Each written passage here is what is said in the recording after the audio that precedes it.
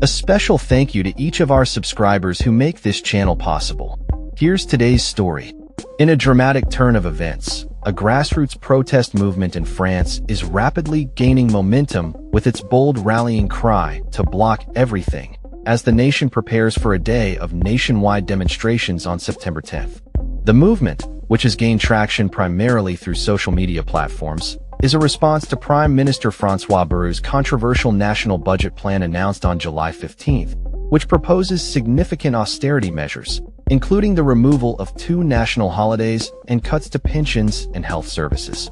The organizers, a citizens' collective independent of political parties and unions, are rallying support under the hashtags #10September2025 and #10September, calling for a day of action intended to paralyze the country.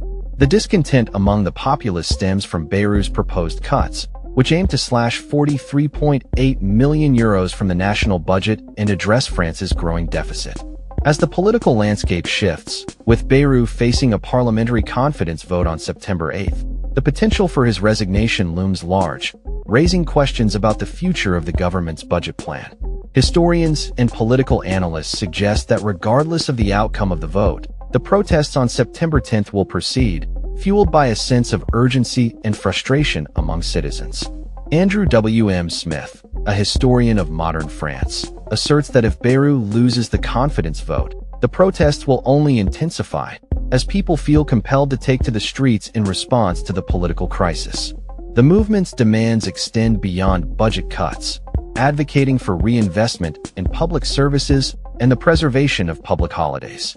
The organizers have suggested various forms of protest, including boycotting major retailers, withdrawing funds from banks, and occupying symbolic government locations. A viral social media post has resonated with many, urging supporters to stop the machine that is perceived to be neglecting the needs of ordinary citizens. While the initial trigger for the protests was the proposed removal of public holidays, the movement has evolved into a broader expression of dissatisfaction with the political establishment and the ongoing cost of living crisis. Echoes of the 2018 Yellow Vest protests can be seen in this new movement, which similarly began as a response to economic grievances but has expanded to encompass a wide range of social and political issues. Despite the grassroots nature of Block Everything, questions have arisen regarding its origins and potential political affiliations, particularly as far-right elements have shown interest in aligning with the movement. A recent survey indicated a strong left-leaning demographic among supporters, with many identifying with Jean-Luc Mélenchon's France Unbowed party. However, major union leaders have largely refrained from endorsing the movement, even as they share concerns about the budget. Only the hard-left CGT union has pledged support by organizing strikes on the same day as the protests. The contrasting approaches of formal unions and grassroots activism highlight the complexities of labor politics in France.